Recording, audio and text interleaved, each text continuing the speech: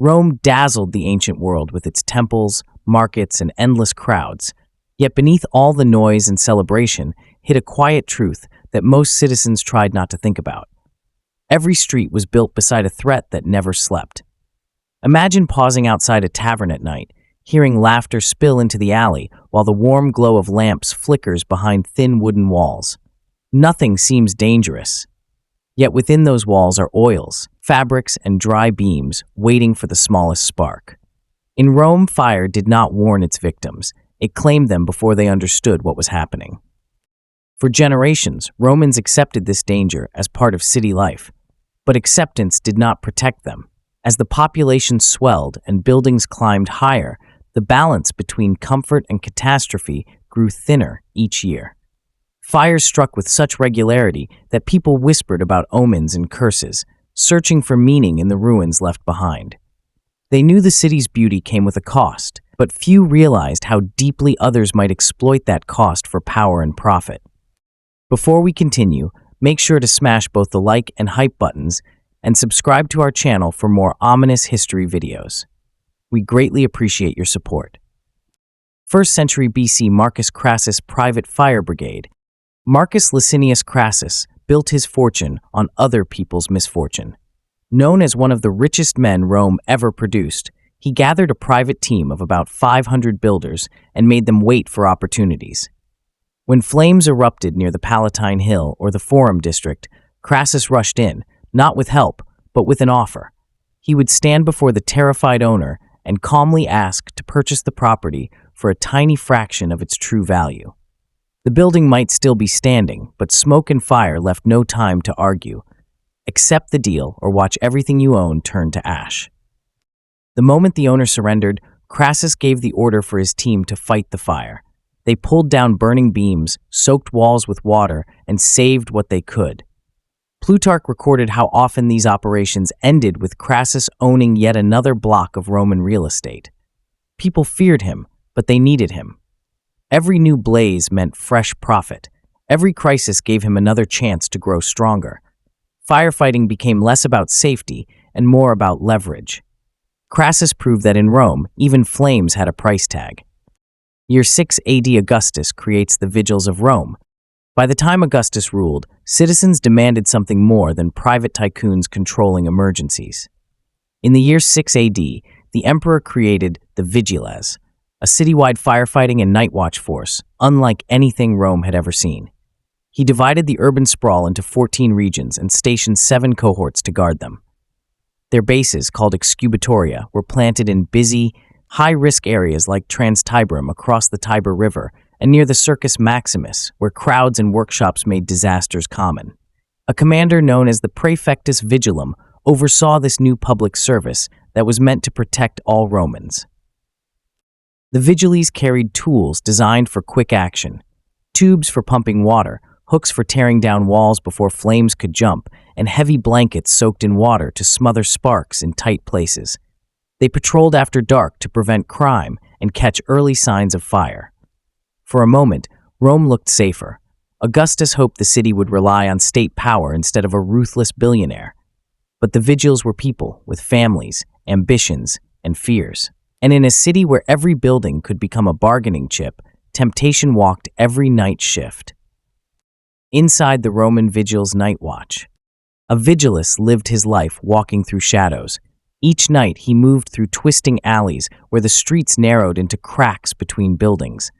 Lantern light left more darkness than it cured. Drunks staggered out of taverns, gamblers argued in the Subura, and thieves slipped over rooftops while the firefighters listened for shouts of smoke. Most of these men were freedmen, not elite soldiers, and their pay was low. Their job was to protect the city, yet they were often seen as barely above common criminals. When alarms sounded, they raced to burning houses with buckets and pumps, smashing walls to keep flames from spreading. But power brings opportunity. If a shopkeeper did not welcome them with thanks and occasional payments, help might take longer to arrive.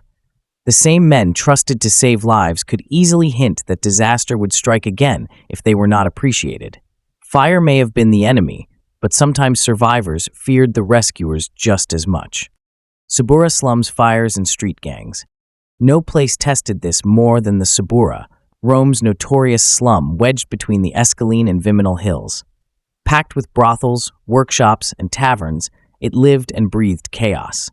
Fires erupted there more often than anywhere else in the city. The Subura swarmed with rival street groups and collegia that claimed territory and demanded loyalty. Some of these organizations later served powerful figures like Clodius Pulcher and even Julius Caesar, showing how quickly local gangs could become political weapons. In those tight streets where roofs nearly touched, the Vigiles and neighborhood crews alike learned that fear was profitable. They visited merchants and promised quick help when flames returned. Every baker, carpenter, and wine seller knew the cost of refusing them. It is no surprise that many Romans could not tell where firefighting ended and extortion began. The people living in Rome's most flammable district faced a choice that never changed: pay to stay safe or risk burning alone. 64 AD Nero and the Great Fire of Rome.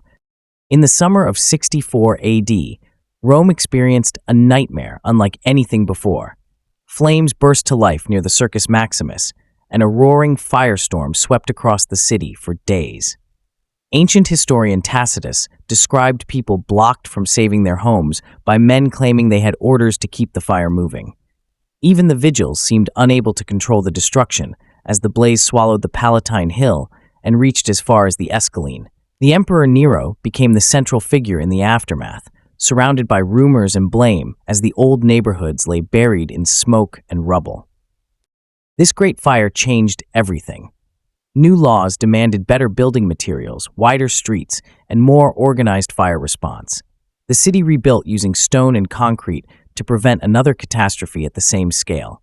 And yet, for all the reforms, many Romans never forgot that some men in the chaos seemed more interested in power than in saving lives. If viewers want to dive deeper into this famous event, we have a full video linked below covering the Great Fire of Rome with every detail this story deserves. Roman protection rackets in the markets. While most people feared the destruction of their homes, merchants faced another kind of danger.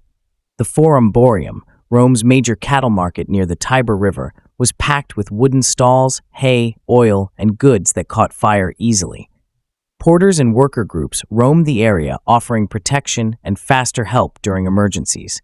If a warehouse buyer or shop owner ignored them, a sudden blaze could leave their livelihood in ruins before help ever appeared. Many traders quietly paid to ensure that help would arrive first at their door the next time smoke filled the street. The grain docks at Ostia and the huge emporium storage buildings stacked along the river made fortunes possible.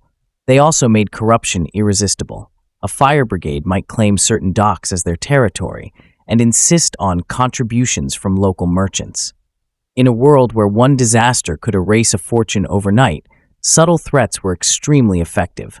So every month, coins changed hands in the shadows as Rome's economy burned hot. Corrupt urban prefects and fire bribes. At the top of Rome's urban administration stood officials with power over life and fire.